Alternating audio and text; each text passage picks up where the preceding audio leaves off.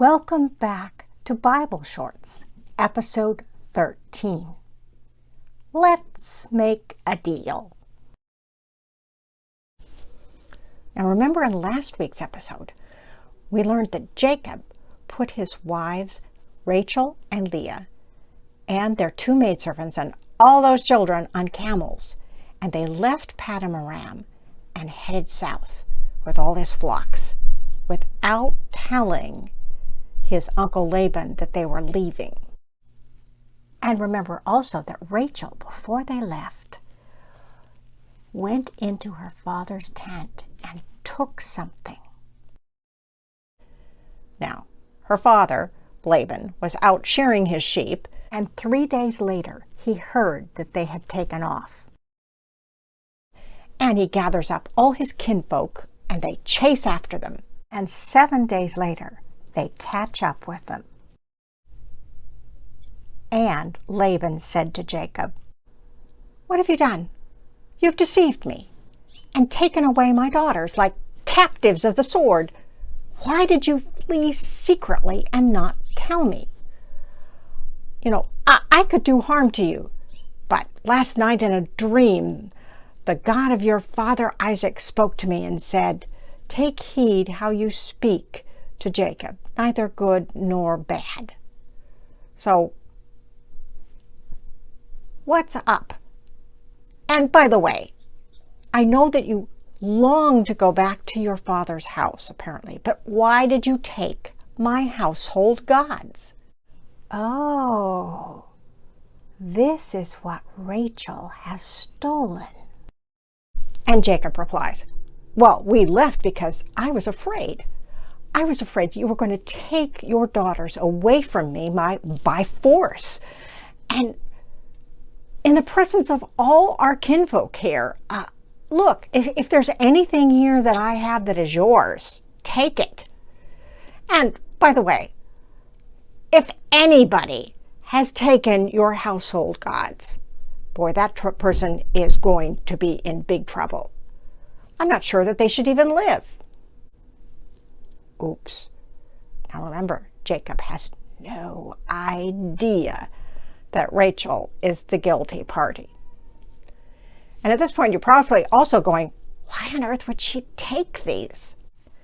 Now, the Bible doesn't explain why Rachel took them.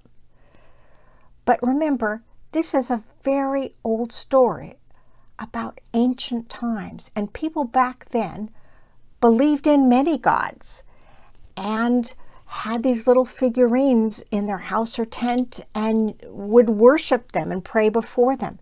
Remember, this idea that there's just one God is new information, and it's going to take years and years and years for the descendants of Abraham to figure this out completely.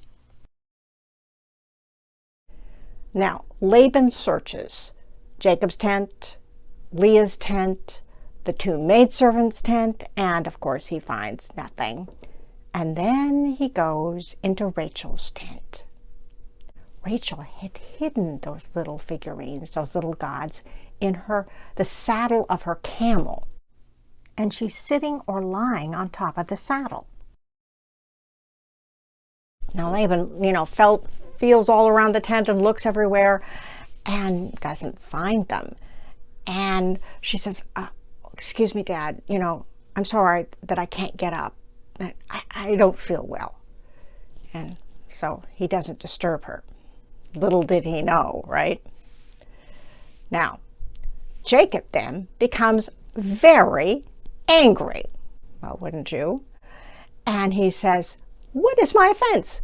What have I done wrong?" He says, "I've worked for you for 20 years. 14 years for my wives Leah and Rachel, and the last 6 years for my own sheep and goats and flocks." Then Laban kind of reveals his true colors. He says, "The daughters are my daughters, and all those children are my children, and all these sheep and goats, they're mine. Everything that you have is mine. But because of that dream, It seems I can't do anything about it." So Jacob and Laban finally make a deal, a compromise. Jacob takes a big stone and turns it upright, and they also pile up a great heap of stones. This is going to be a boundary marker. And Laban is not going to go past this point, the heap of stones and the pillar, down into Canaan, and Jacob swears, takes an oath, that he won't go north beyond this point towards Laban. Truce.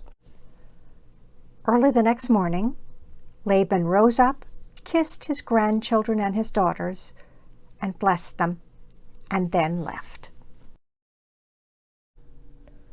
So, what happens to those little household gods that Rachel has stashed away? Much later on in Genesis, we find out that God asked Jacob to get rid of all these foreign gods. And his wives gave to Jacob all the foreign gods that they had, and even the rings that were in their ears. And Jacob hid them under an oak that was near Shechem. Jacob is going to decide that he is going to follow this God that spoke to him at Bethel, remember? Well, that's coming up. But first, he's got a test for God, remember? He's got to go home. He's got to tell his brother Esau that he's coming home. And what is Esau going to do? Is Esau still angry? Does Esau still want to kill him? Look for episode 14, Deliver Me from My Brother.